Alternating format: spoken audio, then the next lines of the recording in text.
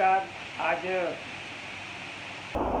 विश्व संवाद केंद्र शिमला के तत्वावधान में वर्तमान में चीन की चुनौती और हम इस विषय पर चर्चा करने के लिए आज मुझे अवसर दिया गया है। मित्रों, हम जानते हैं कि पूरी दुनिया इस समय एक भयंकर महामारी से गुजर रही है। कोई इसको कोरोना वायरस कह रहा है, कोई इसको कोविड-19 कह रहा है, लेकिन स्वदेशी जागरण मंच जहाँ से मैं आता हूँ, इससे पहले भारत में इसको चीनी वायरस का नाम हमने दिया। ये वास्तव में चीन से आया हुआ वायरस है। इस प्रकार से चीन ने इस वायरस के आने के बाद दुनिया से इसको छुपाया और अपनी अंतर्राष्ट्रीय विमान सेवाओं को जारी रखते हुए इस प्रकार से इस वायरस को दुनिया में फैलाने का काम किया। अमेरिका के राष्ट्रपति कहते हैं कि सीडिंग का काम किया। बीज रूप में इस वायरस को पूरी दुनिया में भेजा गया। कोई लोग कहते हैं कि ये बायोलॉजिकल वारफेयर का हिस्सा है। कुछ लोग इसको एक अंतर्राष्ट्रीय षड्यंत्र की संज्ञा भी देते हैं। कुछ लोग इसको कॉन्स्पिरेसी भी कहते हैं। अगर हम कॉन्स्पिरेसी न भी माने तो भी ये बात बिल्कुल सत्य है कि चीन के गैर जिम्मेदाराना तरीके से यह वायरस पूरी दुनिया में फैला और आज न केवल ये स्वास्थ्य के लिए बहुत भारी खतरा पूरी दुनिया के लिए बना हुआ है। 1 करोड़ से ज़्यादा लोग इससे अभी तक प्रभावित हो चुके हैं। लाखों लोग, लगभग 5.5 लाख लोग अभी तक मृत्यु को प्राप्त हो चुके हैं। पूरी दुनिया की अर्थव्यवस्था ध्वस्त हो रही। भारत में भी हमने देखा कि सब लोग घरों में कैद रहने के लिए मजबूर हैं। काम धंधे ठप हैं, उद्योग नहीं चलते। केवल ग्रामीण क्षेत्रों में भगवान की कृपा से यह वायरस अभी तक नहीं फैला है। इसके कारण हमारे किसान भाई, हमारे ग्रामीण लोग कुछ काम कर पा रहे। यह वायरस जो फैला उस समय एकदम ऐसा लगा कि बहुत सारी सामान चीन से आता है और अगर हम चीन को जैसे life as normal, business as normal अगर चलने देंगे तो फिर सामान चीन से आता रहेगा। और चीन जिसने पूरी दुनिया को इस समय इतने बड़े खतरे में डाल दिया है, उसको कोई सजा ही नहीं मिलेगी क्या? ये बात पूरी दुनिया में सभी के मस्तिष्क में आ रही है। इस समय जानते हैं कि पिछले काफी लंबे समय से हमारे प्रधानमंत्री नरेंद्र मोदी जी खादी की, लोकल की, स्थानीय उत्पादों की, लघु कुटीर उद्योगों की, देश में उत्पादन बढ़ाने की, मेक इन इंडिया की, स्टार्टअप की, स्टैंड अप की लगातार बात कर रहे हैं। लेकिन चीन से आने वाला सामान वो इतना डंपिंग हो रही थी कि बात ही समझ में नहीं आ रही थी कि शुरुआत कैसे हो, कैसे हम अपने देश को आत्मनिर्भर बनाएंगे, कैसे इस देश में मेक इन इंडिया करेंगे। ये बात लगातार अखर रही। हम जानते हैं कि अंतर्राष्ट्रीय व्यापार कुछ नियमों के आधार पर चलता है। वो नियम पूर्व में गैट द्वारा बनाए जाते हैं। गैट यानी general agreement and trade and tariff अंतर्राष्ट्रीय मंच था जिसमें लोग निर्णय करते थे कि कैसे अंतर्राष्ट्रीय व्यापार का संचालन होगा। फिर 1987-88 में गैट में उरुग्वे दौर की वार्ताएं शुरू हुई और उस समय मल्टीनेशनल कंपनियों ने, अमेरिका ने, यूरोप ने, ऐसे जो शक्तिशाली देश थे, उन्होंने दबाव बनाया विकासशील देशों पर कि आप हमारी शर्तें मानो, और उनकी शर्तें मानी गई दुर्भाग्य। और अंतर्गतवा भारत सरकार, उस समय जो कांग्रेस शासित सरकार थी, उन्होंने इन सब बातों को स्वीकार कर लिया। ये बात है 1990 के आसपास। उस समय 1989 की बात है जब ये बातें स्वीकार हो गई। और रेस्ट इज हिस्ट्री, शेष हम जानते हैं इतिहास। और WTO बन गया, उसमें कई कई बातें शामिल हो गई। उसमें एक बड़ी बात ये थी कि हमें अपने देश में, देश के बाजारों को अंतर्राष्ट्रीय सामान के लिए खोलना पड़ेगा। उस पर टैरिफ घटाने पड़ेंगे, उस पर नॉन टैरिफ बैरियर जो हम लगा सकते थे वो खत्म करने पड़ेंगे। हमें विदेशी कंपनियों को रॉयल्टी देनी पड़ेगी और अपने देश के निवेश कानूनों को बदलना पड़ेगा। देश में कैसे सर्विसेज विदेशी कंपनियों की आ सकती हैं, बैंक, इंश्योरेंस कंपनियां, उसके लिए खोलना पड़ेगा। ऐसी तमाम बातें थी। इस बीच में ये जो 1995 1 जनवरी को जब WTO अस्तित्व में आ गया, उस समय तक चीन उसका सदस्य नहीं था। चीन उसका सदस्य बना 2001 में, और वर्ष 2001 में हमने देखा कि एक बड़ा परिवर्तन अंतर्राष्ट्रीय व्यापार में हो गया। 2001 में हमारा चीन के साथ कुल व्यापार मात्र 1 से 2 अरब डॉलर का था, और चीन से हमारा व्यापार घाटा 0.2 अरब डॉलर था, यानी 1 अरब डॉलर का 5वां हिस्सा। लेकिन चीन ने उस समय षड्यंत्र रचा। उस समय NDA की सरकार थी। ये बात समझ में नहीं आई कि चीन अगर अंतर्राष्ट्रीय व्यापार का, WTO का इस प्रकार का हिस्सा बन जाता है, इसके क्या दुष्परिणाम होंगे। इसमें 168 देश सदस्य हैं, अगर एक सदस्य और बढ़ जाता है तो कोई फर्क नहीं पड़ता। लेकिन चीन वैसा देश नहीं था, एक षड्यंत्रकारी, एक विस्तारवादी देश था। उन्होंने षड्यंत्र रचा कि कैसे दुनिया के बाजारों पर हम कब्जा कर सकते हैं।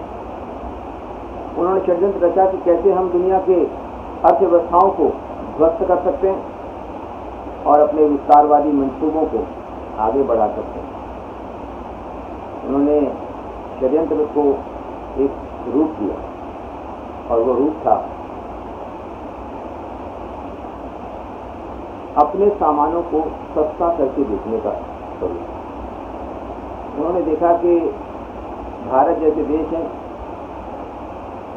इनके यहाँ अगर उसी कीमत पर माल भेजेंगे जिस कीमत पर बनता है, उस पर प्रॉफिट लगा के भेजेंगे, तो उसका बाजार नहीं बनेगा।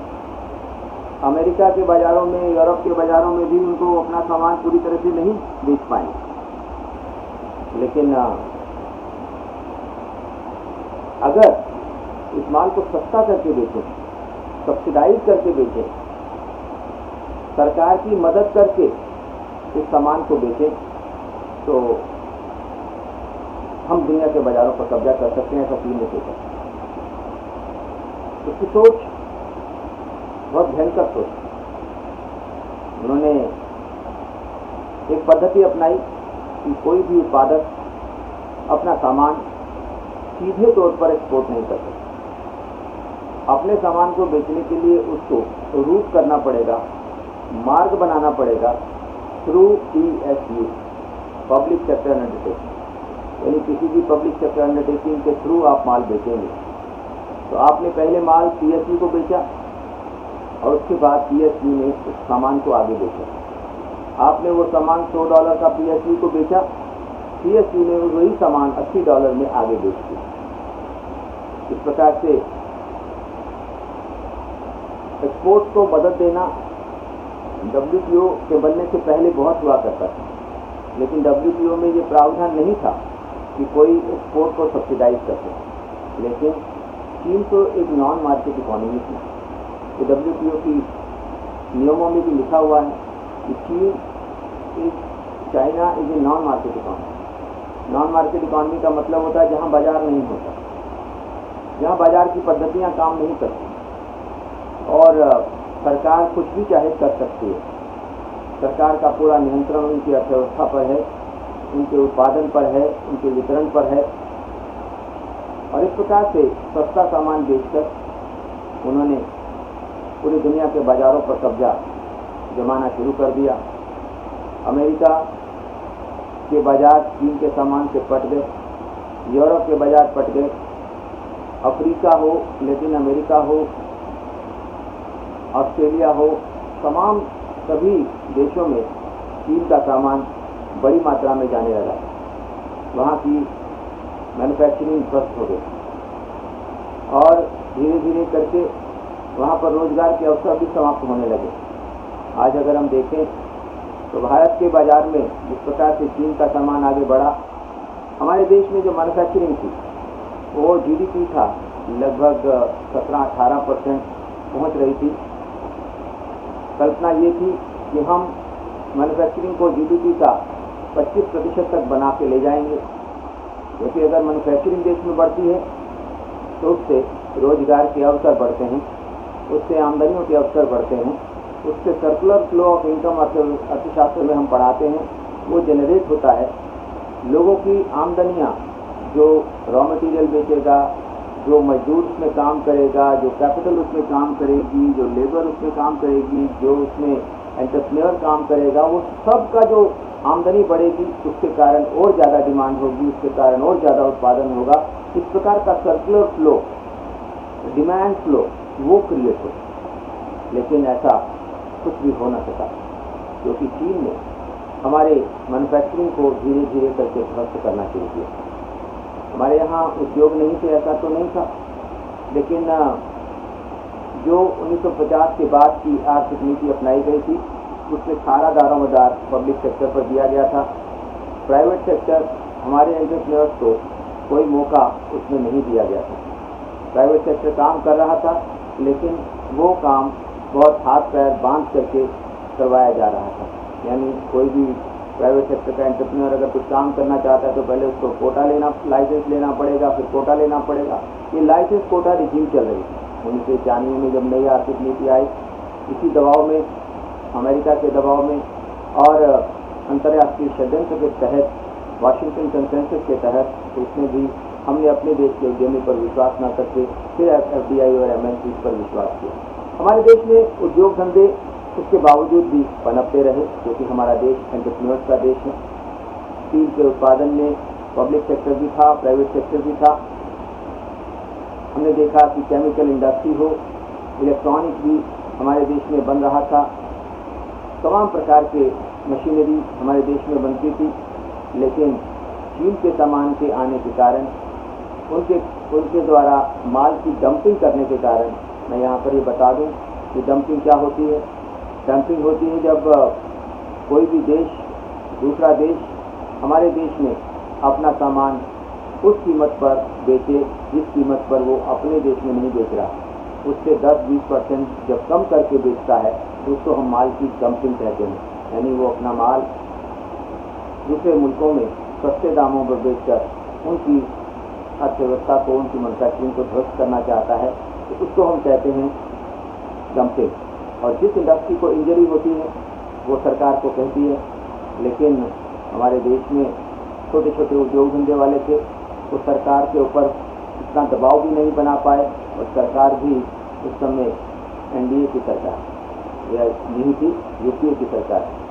और अब आप देख रहे हैं पिछले 2-3 दिनों से इस प्रकार के बातें आ रही हैं कि कैसे उस समय की जो सरकार में लोग थे, वो पार्टी थी, उसके चीन के साथ कैसे गांठ थी, कैसे उन्होंने चीन की कम्युनिस्ट पार्टी के साथ समझौता किया हुआ था, आपस में सहयोग का समझौता। अब आप ये देखिए, वो सहयोग का समझौता क्या था। चीन इधर हमारे बाजारों पर कब्जा कर रहा था, चीन इधर हमारे माल पे डंपिंग कर रहा था और अंडर इन्वाइसिंग करके बेच रहा था, लेकिन हमारी सरकार दूसरी तरफ मुंह करके देख रही थी, आंखें मूंद कर सो रही थी और हमारे देश में हमारे उद्योग धंधे बंद होते चले गए। सरकार ने इस बात की तरफ ध्यान नहीं दिया। मैं एक छोटा सा एग्जाम्पल आपको बताता हूँ। बहुत बात आती है कि हमारे देश के दवा उद्योग में जो कच्चा माल लगता है, API कहते हैं, एक्टिव फार्मास्यूटिकल इंग्रेडिएंट, यह 90%, हम जानते हैं कि हमारा दवा उद्योग बहुत उन्नत उद्योग रहा है। हम 200 देशों को हम अपनी दवाएं एक्सपोर्ट करते हैं। वो उसका जो रॉ मटेरियल था वो भी हम खुद ही बनाया करते थे। इतिहास गवाह है कि 14 साल पहले 90% API हम बनाया करते थे, चीन से नहीं आते। लेकिन चीन ने API को डंप करना शुरू कर दिया। जिस रेट पर भारत में API का उत्पादन होता था, जिस दर पर इवन चीन में भी उत्पादन होता था, उससे आधे रेट पर भारत में माल बेचना शुरू कर दिया। सरकार कह रही थी हम क्या कर सकते हैं, अंतर्राष्ट्रीय व्यापार है, सस्ता माल उपभोक्ताओं को मिल रहा है, उद्योग को मिल रहा है, हम क्या कर सकते हैं। कर सकते थे, उस पर एंटी डंपिंग ड्यूटी लगा सकते थे, उसको आने से रोक सकते थे, उनको बंदरगाहों पर ही रोक सकते थे, नहीं रोका। हमारे देश का API उद्योग खत्म हो। जो API 90% हम बनाया करते थे, आज 90% API विदेशों से आते हैं, क्योंकि हमारे उद्योग बंद हो गए। हमारा API उद्योग नहीं है। अभी हम केवल 10% बनाते हैं, 70% उसमें से चीन से आता है। हमारी चीन पर निर्भरता इतनी ज़्यादा हो गई, इन्होंने हमें एक्सप्लॉइट करना शुरू कर दिया। फॉलिक एसिड की कीमत उन्होंने 13 गुना बढ़ा दी, एमॉक्सिसाइक्लिन की कीमत उन्होंने 3 गुना 4 गुना बढ़ा दी। हमने देखा कि कैसे हमारे देश के दवा उद्योग को महंगी रेट पर खरीदना पड़ा, दवाएं महंगी होनी शुरू हुई। इसी प्रकार से वो ज़माना था जब मोबाइल फ़ोन आए थे। उस समय मोबाइल फ़ोन जब हमें मालूम था कि हमारे देश में मोबाइल फ़ोन की खपत बढ़ने वाली है, हमारे देश की सरकार ने इसकी कोई ध्यान नहीं दिया। चीन से सस्ते स्पेयर पार्ट कंपोनेंट बने हुए मोबाइल फ़ोन आने लग गए। हमने ये भी नहीं देखा कि हमारे देश में इस प्रकार से इसके कारण सुरक्षा संकट होगा, नहीं देखा। और देश पूरी तरह से मोबाइल फ़ोन की दृष्टि से चीन पर निर्भर हो गया, इलेक्ट्रॉनिक्स की दृष्टि से चीन पर निर्भर होता चला गया, इलेक्ट्रिकल मशीनरी की दृष्टि से चीन पर निर्भर होता चला गया, दूसरी मशीनरी की दृष्टि से भी चीन पर निर्भरता हमारी बढ़ती चली गई। और हालत ये हुई कि 2017-18 आने तक हमारा चीन से व्यापार घाटा $63 बिलियन का था। यही नहीं हुआ, चीन की कंपनियां भारत में ठेके लेने लगी। ऐसे सामरिक महत्व के स्थानों पर उन्होंने ठेके लिए जहाँ से वो देश की जानकारियाँ मुख्य रूप से विदेशों तक पहुँचा सकें, चीन तक पहुँचा सकें।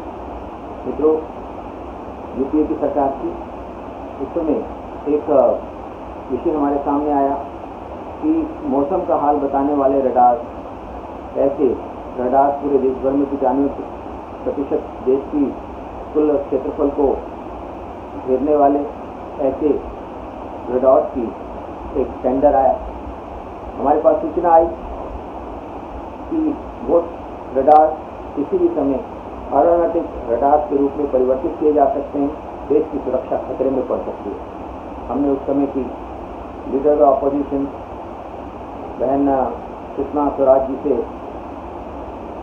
निवेदन किया इस विषय को सरकार को चेतावनी दें कि अगर आपने इस प्रकार के टेंडर को लिया तो हम बीजेपी उसका विरोध करेगी। ऐसे में सरकार को उसको रोकना पड़ा। ऐसे तमाम सैकड़ों ऐसे एग्जाम्पल्स हैं जो देश की सुरक्षा को, देश की अर्थव्यवस्था को खतरे में डालने वाले ऐसे सब काम यूपीए की सरकार के दौरान हुए। और आप ये देखिए कि मात्र 10 सालों में चीन से आने वाला आयात, कहीं से कोई आयात बढ़ता है 10% बढ़ गया, 20% बढ़ गया, 10% कम हो गया, 3000% 10 सालों में चीन से आयात बढ़ गया। शेष आप जानते हैं इतिहास है, हमारे उद्योग धंधे खत्म हो गए। और ऐसी स्थिति में 2017 में स्वदेशी जागरण मंच ने एक देशव्यापी अभियान लिया, लोगों को चेतावनी देनी शुरू की, लोगों को जागरूक करना शुरू किया कि अगर आप अभी समय नहीं जागे तो देश गुलाम हो जाए। देश की अर्थव्यवस्था पहले से ही ध्वस्त है और ज़्यादा ध्वस्त हो जाएगा। हमारे देश में लोगों को रोजगार मिलना समाप्त हो जाएगा और चीन का हमारे सामरिक दृष्टि से इतना कंट्रोल हो जाएगा कि हम अपने देश के स्वातंत्र को भी बचा नहीं पाएंगे। ऐसे में राष्ट्रीय सुरक्षा के मुद्दे को लेकर, अर्थव्यवस्था के मुद्दे को लेकर, रोजगार के मुद्दे को लेकर चीन के खिलाफ एक देशव्यापी अभियान चला। उसका परिणाम ये हुआ, एक तरफ देश जागृत हो रहा है और दूसरी तरफ सरकार को समझ में आना शुरू हुआ कि हमें चीन के माल को रोकना है। 140 आइटम्स पर एंटी डंपिंग ड्यूटी लगाई गई, उसमें से 100 आइटम्स चाइना की।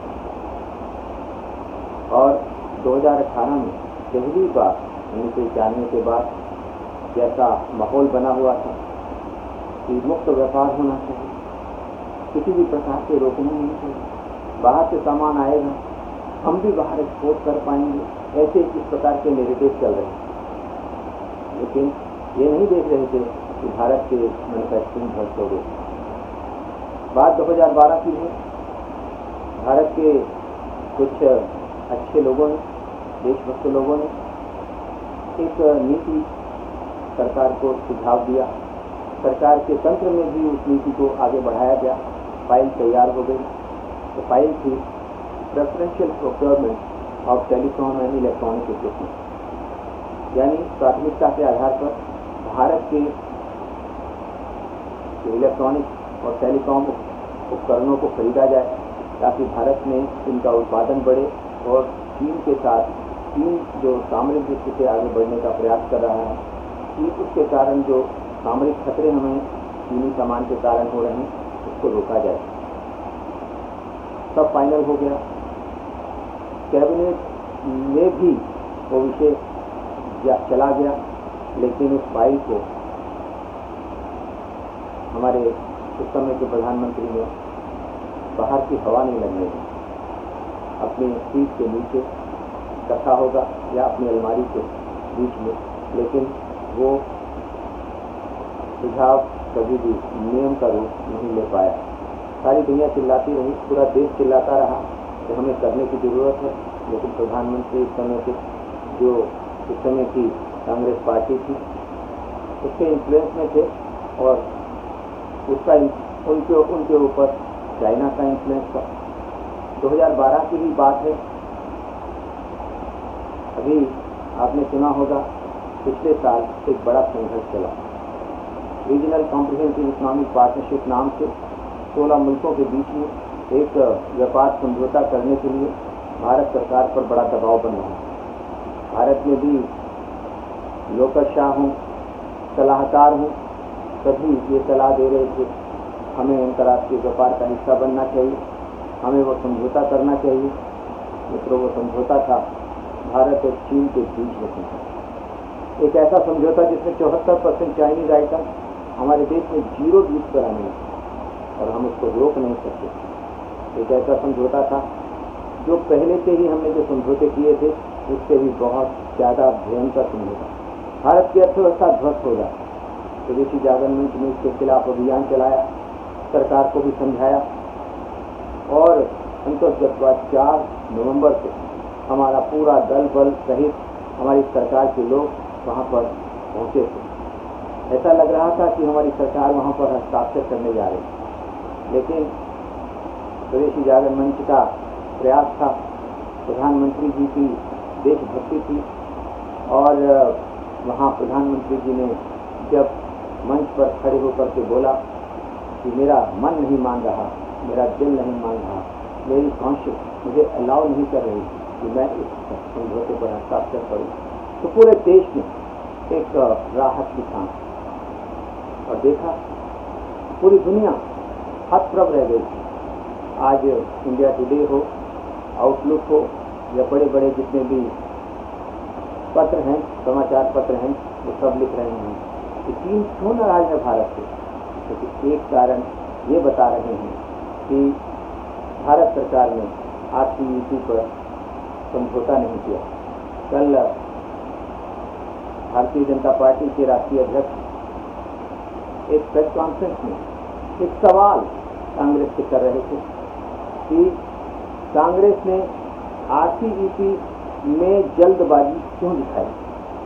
मित्रों, हमें खुशी है इस बात की कि कांग्रेस ने चाहे जल्दबाजी दिखाई हो, लेकिन स्वदेशी जागरण मंच ने पूरे एक अभियान के तहत उस काम को करने में रोका और हम सफल हुए और आज हम चीन की चुनौती का सामना करने की दृष्टि से आगे बढ़ रहे हैं। ये इसी का परिणाम है। अगर हमने वो समझौता किया होता तो आज जिस प्रकार से हम चीन के बहिष्कार की, चीन के सामान को रास्ते में रोकने की, चीन के सामानों पर टैरिफ बढ़ाने की, चीन के सामानों पर नॉन टैरिफ बैरियर बढ़ाने की, चीन के निवेश को रोकने की, चीन की कंपनियों के ठेके को रद्द करने की जो बात कर रहे हैं वो बहुत मुश्किल होगा। उस समझौते से बाहर आना संभव नहीं था, लेकिन सरकार ने एक अच्छी निर्णय की का परिचय दिया और हमने देखा कि किस प्रकार से आज हमारा देश बच गया। आज जब प्रधानमंत्री जी ने कहा कुछ दिन पहले कि इस महामारी ने हमें एक अवसर दिया, एक हमें सीख दी कि हमें शेष दुनिया पर निर्भर नहीं रहना, आत्मनिर्भर बनना। इसका मतलब ये नहीं कि हमने अंतर्राष्ट्रीय व्यापार बंद कर देना, इसका मतलब ये भी नहीं है कि हमारे यहाँ की जितनी मल्टीनेशनल कंपनियां उनको बाहर कर देना। इसका मतलब ये है कि हम दूसरे मुल्कों पर निर्भर नहीं रहना चाहिए। जब महामारी फैली तो पता लगा कि मास्क चाहिए, फेस मास्क बनाने की हमारे देश में क्षमता सीमित है, हमें करोड़ों की संख्या में फेस मास्क चाहिए, हमारे पास नहीं है। क्या करें? चीन से इंपोर्ट करने पड़ेंगे। अचानक ये बात आई कि हमें बहुत सारे लोगों को टेस्ट करना पड़ेगा। अगर कोई किसी में सिम्टम्स आते हैं कोरोना के, चाइनीज वायरस के, उसको टेस्ट करना पड़ेगा। टेस्टिंग किट नहीं है हमारे पास। हमें ये भी ध्यान में आया कि डॉक्टरों को सुरक्षित रखना है, ऐसे कोरोना वॉरियर्स को सुरक्षित रखना है, तो उनके लिए PPE किट चाहिए जो शरीर को पूरे ढक करके उनको वायरस से बचा सकें, क्योंकि उनको तो सीधा लड़ाई में जीतना है। और अगर मान लिया किसी को बहुत कष्ट हो जाता है, उसको वेंटिलेटर चाहिए। देश में कभी इस विचार को नहीं आया कि भाई सामान्य तौर पर जितने वेंटिलेटर चाहिए उससे ज़्यादा भी वेंटिलेटर्स हमारे पास होने चाहिए। अचानक ऐसा लगने लगा कि हमारा देश अगर आत्मनिर्भर नहीं बनेगा तो कैसे होगा। लेकिन जिसको हम कहते हैं लोग उठ खड़े हुए। आपने देखा कि कैसे घर घर में फेस मास्क बनने लगे, कैसे हमारे उद्योग जो दूसरे कामों में लगे हुए थे उन्होंने PPE किट्स बनानी शुरू कर दी। अचानक हमारे देश की प्रयोगशालाएं, चाहे वो सार्वजनिक क्षेत्र की प्रयोगशालाएं थी या निजी क्षेत्र की प्रयोगशालाएं, उन्होंने कहा कि हम इसकी टेस्टिंग किट्स बनाएंगे। और आप ये देखिए कि हम इन सब मामलों में आत्मनिर्भर हो गए। जब ये बात आई कि हमें वेंटिलेटर चाहिए, तो वेंटिलेटर कहाँ से आएंगे? हमारे पास तो इतनी क्षमता नहीं है, वेंटिलेटर कहाँ से लाएंगे? तो उसी समय एक बड़ी उद्योगपति ने किरण मजुमदार शाह, उन्होंने ट्वीट किया, आप इधर उधर क्यों देख रहे हो, अपने देश में वेंटिलेटर्स बनते हैं, एक कंपनी है जो 5000 वेंटिलेटर बनाती है। तो सरकार के लोग पूछते हैं कि वो 5000 वेंटिलेटर जाते कहाँ हैं? तो उन्होंने कहा कि हमारे जो अफसरशाह हैं वो सार्वजनिक क्षेत्र के अस्पतालों में उन वेंटिलेटर्स को खरीदने ही नहीं देते हैं। उनके दिमाग में वही विदेशी, वही चाइनीज वेंटिलेटर्स, चाइनीज सामान घुसा हुआ है और हमारे देश में वो नहीं बेच पाते हैं, तो वो कहाँ बेचते हैं? वो यूरोप में बेचते हैं, अमेरिका में बेचते हैं। उनको ढूंढिए। तो वो हमारे मित्र हैं, कैमरे नाम की कंपनी, उन्होंने कहा कि मैं 5000 वेंटिलेटर हर महीने बना करके भेजता हूँ, और अगर आप कहेंगे तो मैं 1 लाख वेंटिलेटर बना सकता हूँ। मैंने कहा वो कैसे, आपकी फैक्ट्री तो छोटी सी है। उन्होंने कहा इसमें कौन सी बड़ी बात है, मैं अपना डिज़ाइन, कोई भी मांगेगा मैं उसको दे दूँगा और वो वेंटिलेटर बनाएगा। उन्होंने अपना डिज़ाइन बिना किसी लागत के BEL को दे दिया, उन्होंने अपना डिज़ाइन महिंद्रा को दे दिया, उन्होंने अपना डिज़ाइन दूसरे मुल्कों, दूसरे कंपनियों को दे दिया, और आपने देखा कि 2 महीने में 50,000 से ज़्यादा वेंटिलेटर तैयार बने हुए हैं, और प्रधानमंत्री केयर फंड से उसको पूरे देश भर में अलग अलग राज्यों में भेजा जा रहा है। हमने 2 महीने में आत्मनिर्भरता प्राप्त कर दी। ऐसे बहुत सारे लोग हैं वो ये कहते हैं कि हम आत्मनिर्भर बन ही नहीं सकते हैं क्योंकि हमारी तो चीन पर इतनी निर्भरता है। वो एक आंकड़ा देते हैं कि हम तो केवल 2.7% है चीन के एक्सपोर्ट के, 2500 करोड़ रुपए का चीन पूरी दुनिया में निर्यात करता है, हमारा इंपोर्ट तो मात्र 70% है, वो 2.7% है टोटल का। तो आप क्या कर लेंगे? अगर मान लिया 3% इंपोर्ट उनका कम, एक्सपोर्ट कम भी हो गया तो चीन का क्या आप क्या उखाड़ लोगे? चीन को कोई नुकसान होने वाला नहीं है, आप अपने बहिष्कार को अपने पास रखिए। ऐसा हमारे देश में कहने वाले लोग बहुत हैं। और मजेदार बात है कि कांग्रेस भी यही कहती है। चिदम्बरम साहब ने अभी पीछे स्टेटमेंट दिया कि चीन का बहिष्कार करने का नुकसान हमारे को ही होने वाला है, ऐसा चिदम्बरम साहब बोलते हैं। और यही बात चीन का मुखपत्र भी बोलता है, चीन की सरकार का मुखपत्र है ग्लोबल टाइम्स, वो भी यही बात बोल रहा है कि ये जो भारतीय हैं ये कुछ करने लायक नहीं है, भारत आत्मनिर्भर नहीं हो सकता, उनको अल्टीमेटली हमारे ही सामान पर निर्भर रहना पड़ेगा, और अगर मान लिया इन्होंने बहिष्कार कर भी लिया तो इनका नुकसान खुद को ही होने वाला है। मजेदार बात यह है कि एक तरफ कांग्रेस पार्टी, दूसरी तरफ कांग्रेस पार्टी के जैसे सोचने वाले दूसरे बुद्धिजीवी वर्ग, और तीसरे चीन सरकार का मुखपत्र यानी चीन सरकार के प्रतिनिधि, वो तीनों एक मत हैं कि भारत में बहिष्कार नहीं होना चाहिए। तो मित्रों, जब देश के दुश्मन, देश के गद्दार और अगर ये कह रहे हो कि ये नहीं हो सकता, इसका मतलब ये है कि हम कर सकते हैं, ये हो सकता है।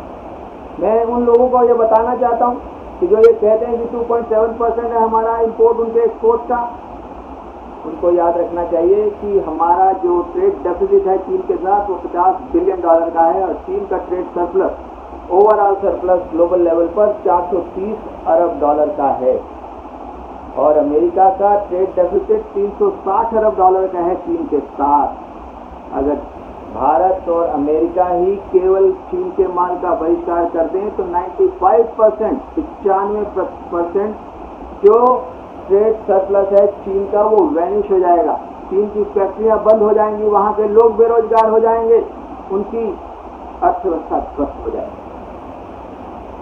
लेकिन केवल भारत और अमेरिका ही नहीं है कि चीन के माल का बहिष्कार कर रहे हैं, आज पूरी दुनिया चीन के माल का बहिष्कार कर रही है। यूरोप, अफ्रीकी देश, लैटिन अमेरिकी देश, ऑस्ट्रेलिया, तमाम देशों के लोगों का आप भाव देखिए, वो भारत जैसे ही सोचते हैं।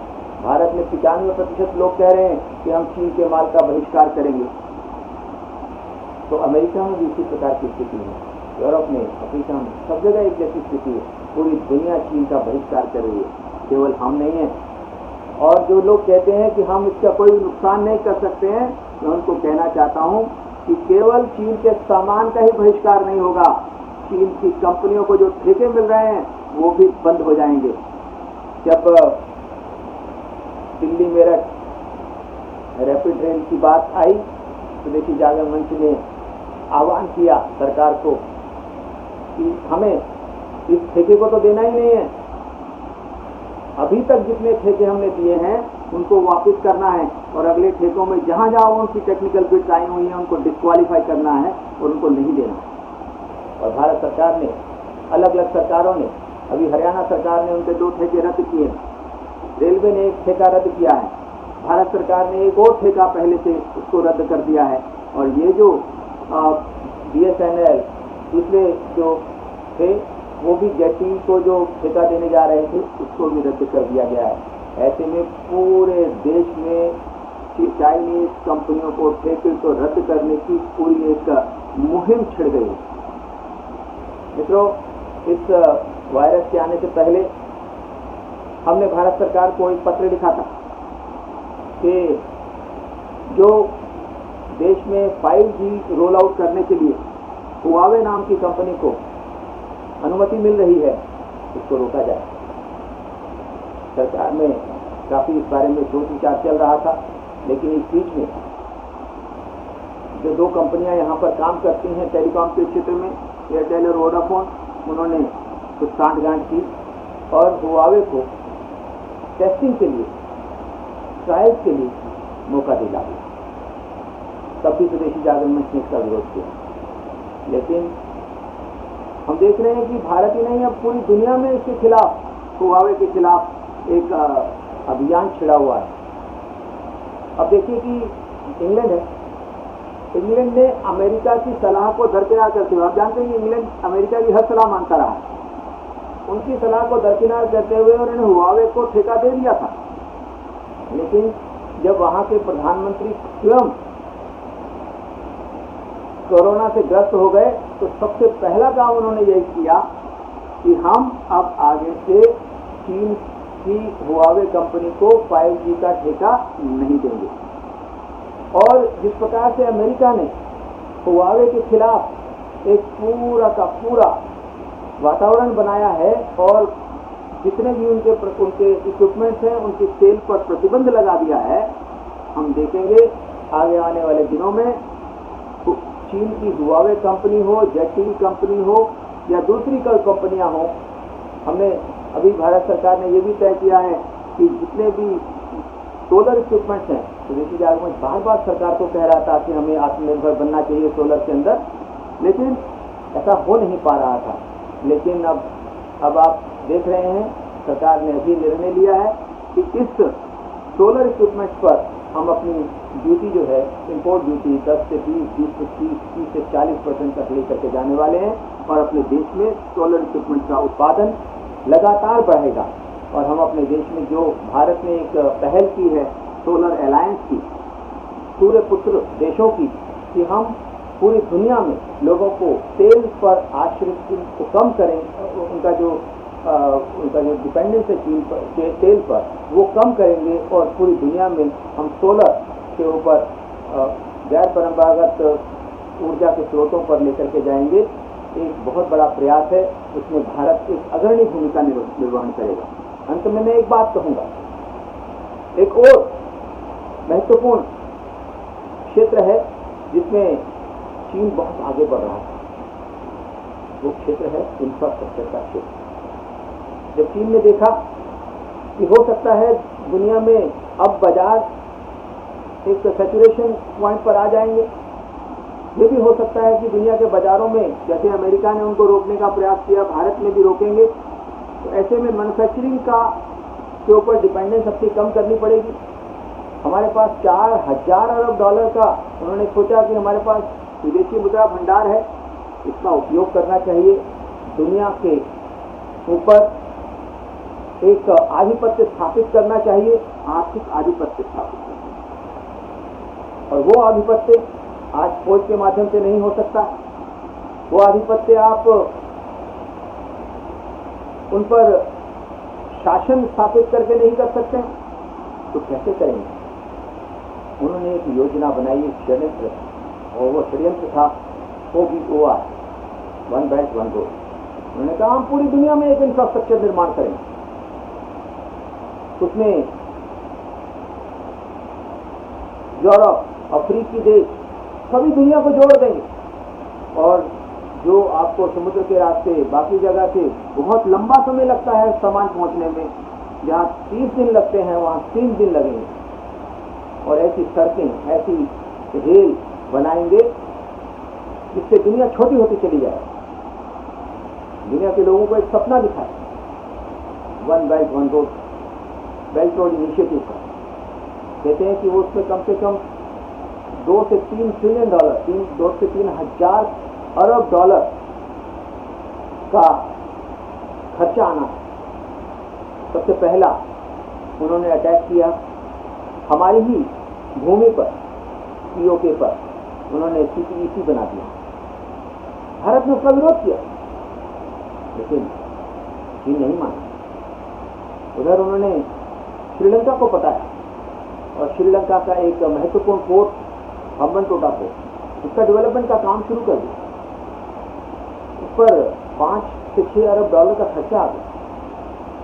उसके बाद वो कहने लगे हमारा पैसा वापस करो। श्रीलंका की सरकार ने कहा हमारे पास तो पैसे नहीं है।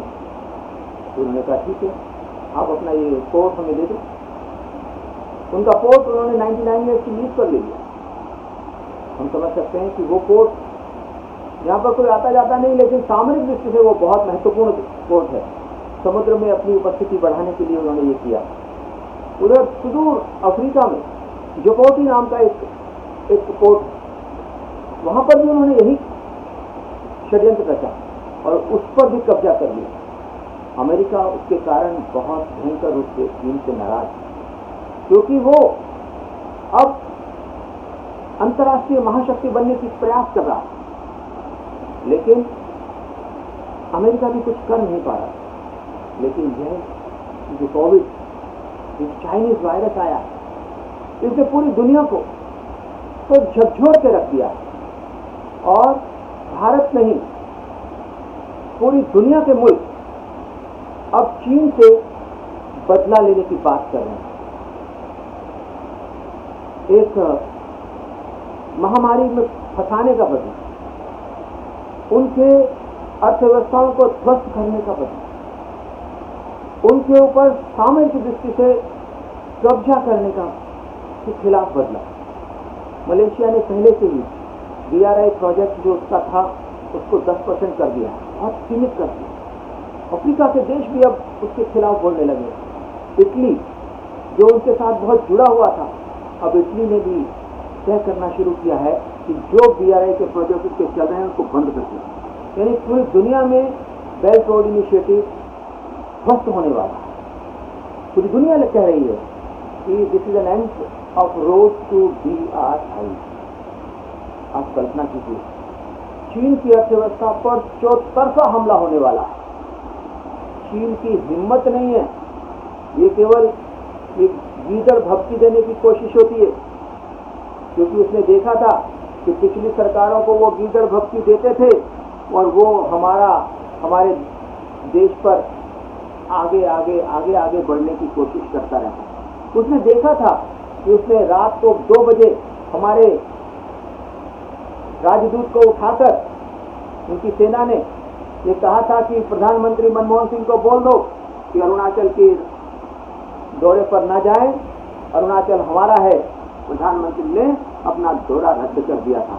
उन्होंने देखा था, शायद यही सोचकर आज वो सीमा विवाद हमारे साथ कर रहा है। मित्रों, हमें नहीं भूलना चाहिए कि उसके जितने भी पड़ोसी देश हैं उन सब के साथ उसका सीमा विवाद चल रहा है। जो उसके देश दोस्त भी हैं उनके साथ भी चल रहा है। तो हमारा ये कहना है कि आज जो चीन भारत को पूरी चारों तरफ से घेरने की कोशिश कर रहा था, जो चीन पूरी दुनिया पर अपनी सामरिक शक्ति को स्थापित करना चाहता था, आज चीन आर्थिक दृष्टि से हो, सामरिक दृष्टि से हो, अब गिरता हुआ दिखाई दे रहा है। उसकी अर्थव्यवस्था मुश्किल में है, उसका BRI प्रोजेक्ट तो और भी ज़्यादा मुश्किल में है। आज वक्त आ गया है कि हम उठ खड़े हों, भारत उठ खड़ा हो और हम चीन को एक धक्का देंगे। पूरी दुनिया हमारे साथ खड़ी है धक्का देने के लिए और चीन की अर्थव्यवस्था को ध्वस्त करने के लिए। बस मैं इतना ही कहना चाहता था। नमस्कार।